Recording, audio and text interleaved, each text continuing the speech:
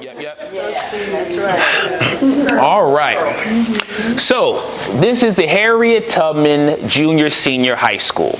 This high school that you are looking at, as far as your eyes will cover and as far as your eyes will reach, is the first and only school. That's right. The first and only school that would take black students all the way to the 12th grade in Howard County. If you was on the front of this, if you was outside looking at the front of this building, you'll see on the bottom right-hand side, right where the brick is, it says 1948. That's whenever ground was first broke to be able to begin building on this space. Okay? And as you see, right on the wall behind you all are all the classes from 1949, the very first year that it opened its doors, to 1965, which is when the Howard County Public School officially integrated. You do the math, Brown versus Board of Education comes in 1954, and so 1965 is when Howard County Public Schools integrated. It took 11 years for Howard County to officially integrate. Whenever this school was forced to close in 1965, it was open, students were coming here. The school board would not dare entertain and honor the idea of white students, white parents, and white families entering into a black colored school. So what happened? They closed this school down and right next door built Appleton High School. That is what we say is desegregation. And yes, there were schools in Howard County prior to Harriet Tubman Junior Senior High School. Majority of them were colored schools sprouted around in different parts of Howard County. Bushy Park, Daisy, Alpha, Savage, Laurel, Guilford, Jessup, or so on and so forth. But many of these colored schools only went to, say, 3rd or 4th or 5th grade. And then Cooksville comes, and that takes students a little bit further, but it was this school here that provided students, black students from all across Howard County, with an accredited high school diploma. What I have here is an old school attendance sheet from 1912, and it's from Highland Colored School. And I wanted to think about this. When we look at this attendance sheet, you see the different ages. 10 years old, 9 years old, 8 years old, 11, 8, 9, 11, 7, as low as 6 years old, and as high as 13 years old. But here's the thing. As one who spent time in the public school system and with what we know about education, if you have a 6-year-old in a classroom with a 13-year-old, you're basically talking about an elementary school student in the same class as a high school student or an older middle school student. So we're talking about these one-room schoolhouses, these segregated color schools that only went to 3rd, 4th, or 5th grade. They were overcrowded. So whenever the roof was leaking, and they wrote letters to the school board about the roof about to cave in and the roof leaking, they would respond and say, just put a bucket underneath and keep on moving. So we're talking about historic inequities and historic challenges. But one of the things that I want us to reflect upon in this conversation is the resilience, is the overcoming, and the triumph. So the fact that this building is still standing is a testament of the alumni and those who are movers and shakers and those who organized and rallied and devoted themselves. Shout out to the Harriet Tubman Foundation, those who were former students here, who helped pave the way to commemorate and preserve this historic space so we could do what we're doing today. All right? So the Harriet Tubman Junior Senior High School. So this whole building right here, this was a step up from not having an outhouse. This was a step up to go from the schoolhouses and the places that these black students were at in Howard County. For orientation, I think it was said that students had to learn how to use the toilets They had to learn how to use certain things because they didn't have that where they were accustomed to using. Having lockers. So did they get all that they deserved? No. But they still, as you can look at these pictures and look at these images and look at the clippings and the write-ups and how they commemorated everything, you can still see that they were beaming with pride. So this here is the exhibit, In the Light, the history of African Americans in Howard County from slavery to desegregation. I think somebody in here earlier mentioned oral history. So they say, when an elder passes away, a library burns to the ground. And I want to just share with everybody that history is always talking to us. History is the name of street signs, the names of schools, even our own names. So where does our name come from? Where did we get it from? But if we look here on this map, we see the names of some of these plantations, and this is not all of them.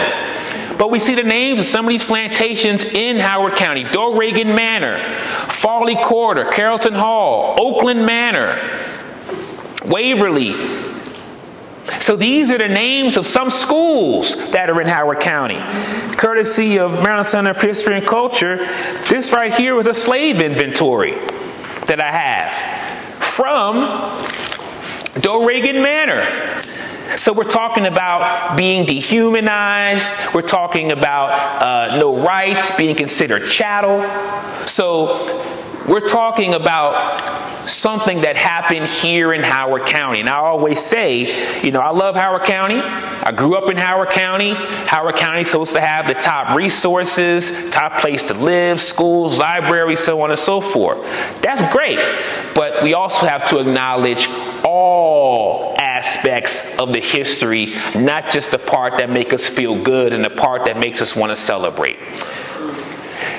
At Harriet Tubman and at Cooksville, both places. And Cooksville from 1935 to 1949. And then you see Harriet Tubman picked up from 1949 and went to 1965. In both schools, they knew they was not going to get much. And we know that students had to walk to school, rain, sleet, shine, whatever. And whenever it was cold, they had to stand around the potbelly stove and warm up before they got to their lessons.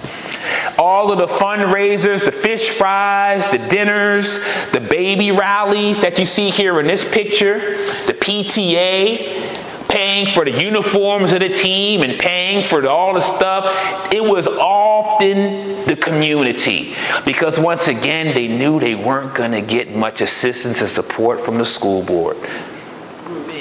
What you see here is referred to as the Three Musketeers of Howard County. Because these three pioneers, Mr. Elhart Fleury, Mr. Woodson here, and Dr. Silas Craft were the three champions of black education. Morris Woodson, he was a superintendent of the colored schools in Howard County. And Elhart Fleury was the assistant principal to Dr. Silas Craft. Dr. Silas Craft was the principal, all right? He started off here at Harriet Tubman. Then when he left, Elhart Fleury replaced him, Dr. Silas Edwin Craft. He was the loudest champion of black education in Howard County. Herman Charity, who I said to you all a few moments ago, who was the first African-American police officer in Howard County, said this man was a Martin Luther King Jr. of Howard County. Those were his words. Dr. Silas Craft didn't take any mess. He didn't play. He was a no-nonsense kind of guy. And from what I understand and from what I was told, he literally burned books that were given to the students that were hand-me-down books. So Silas Craft didn't play. And whenever he would walk around in this building, he would tap students on their shoulder. What's the Negro National Anthem? What's the quote from this black scholar? So they knew when they walked around him, they had to straighten up. That was Dr. Silas Craft, a pioneer and a trailblazer of excellence. He was on the NAACP, and right over there in the corner there's all the other presidents who have served on the NAACP in time. And you see one white individual right here. His name is Robert Kittleman. Now, some of us may know his son, Alan Kittleman. Well, Robert Kittleman, who hails from Ohio, came here, and he was a politician, and he was looking for some votes. Dr. Silas Craft and his team caught wind of it. So they came knocking on his door. We hear that you're new in town and that you need some votes. Mr. Kittleman, who came from Ohio, said, well, yes, I do need some votes, sure. So they said, well, you help us get a school, you'll have your votes. And so they worked in tandem, hand in hand in the NAACP, and that was one of the building blocks to helping this school get established that we're standing in right now. This right here was where the first commencements and graduations took place. Of course, it's a gymnasium, but anybody knows anything about basketball, this is far from a regulation court. So the black community had to oftentimes make do with what it was granted. Of course, there were no glass backboards. And it's funny because I remember when I took one of my class in here a couple years ago, and one of the young men, he looks around, he's like, where are the bleachers? And one of the alumni who came here put his arm around his neck and said, son, we stood up and watched the games. No white schools wanted to play the black schools. Yet, this was a place of organizing. This was a place of reunions. This was a place where fundraisers took place and concerts. This was a gathering place. There was meetings. There was civic organizing. This was far more than just a gymnasium. But across that stage, those parents and those children, those family members were so proud to be able to have a stage. That was quite a step up from where they came.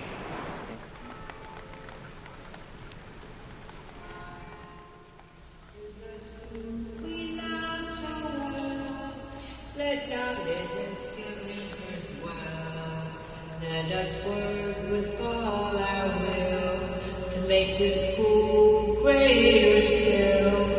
So each day we can proudly say we both come high on her way. Harriet Tubman,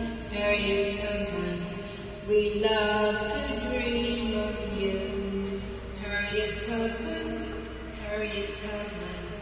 you're the model of